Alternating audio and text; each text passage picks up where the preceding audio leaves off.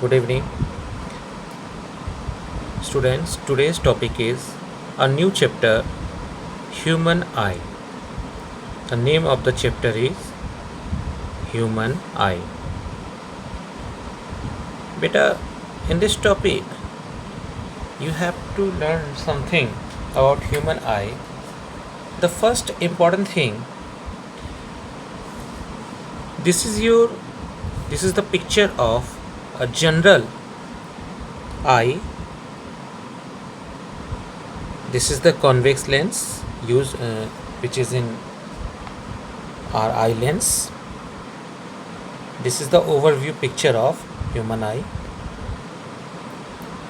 This one is a convex lens, and this portion where the image is formed is known as retina.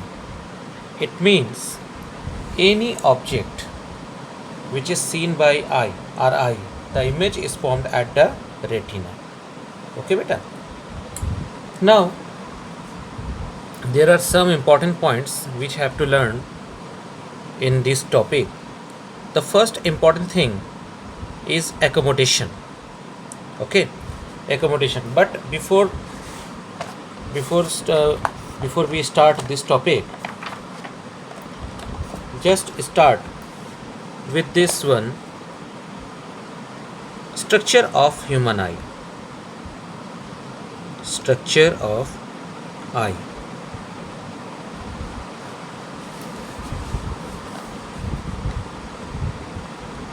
Beta, here is the diagram. This portion is known as cornea. This portion is known as cornea. It is a delicate membrane. This portion is cornea. Okay, this portion is known as cornea. Here it is, this portion is called iris. This portion is called iris. Iris is that portion which allows how much amount of light will pass through the cornea. Means if more amount of light we get, then it will be like this, and if we want less amount of light, then it will. So this is the working of iris. And after this, beta, there is another thing. This is called pupil. Here is the another portion, that is pupil. Pupil controls the amount of light entering into the eye. How much amount of light we want, it controls the by the pupil. And here is the convex lens. This is the convex lens, and convex lens is attached with some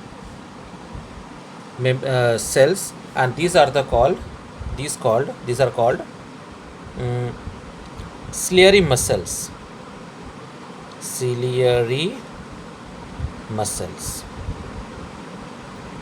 Beta, ciliary muscles are those muscles which help to contract or expand the lens. Okay, just I am explaining this further. Here is the vitreous humor. This portion is known as vitreous humor. Beta, vitreous humor.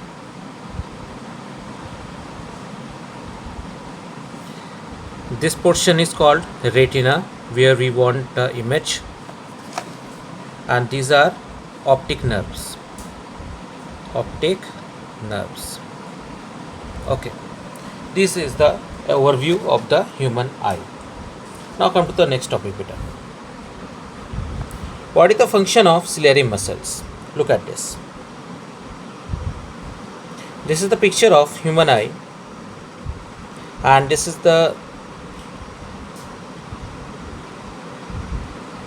convex lens, and this one is the ciliary muscles. Okay, now this is the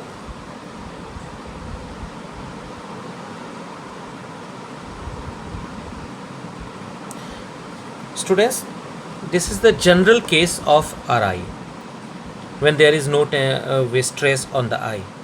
Now if light rays come parallel to the principal axis, then it will cross to this point,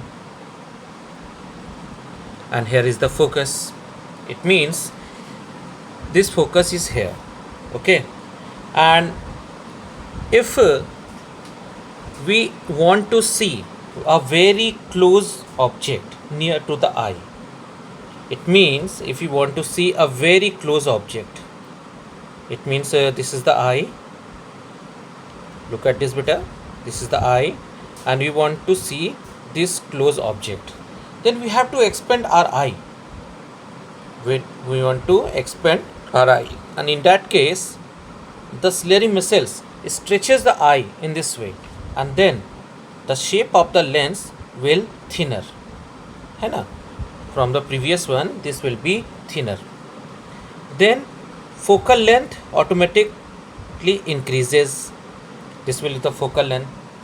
Now if you want to see a very far object, when we want to see a very far object, then we have to contract our eye.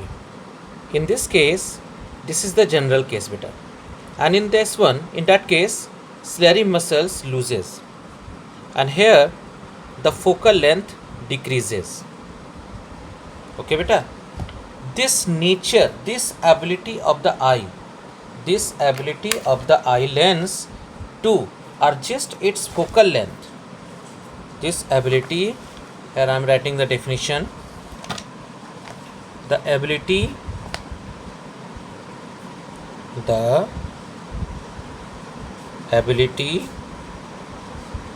of eye lens to adjust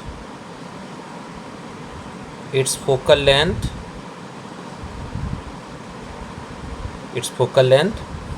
by contracting or adjusting, expanding, by contracting or expanding it,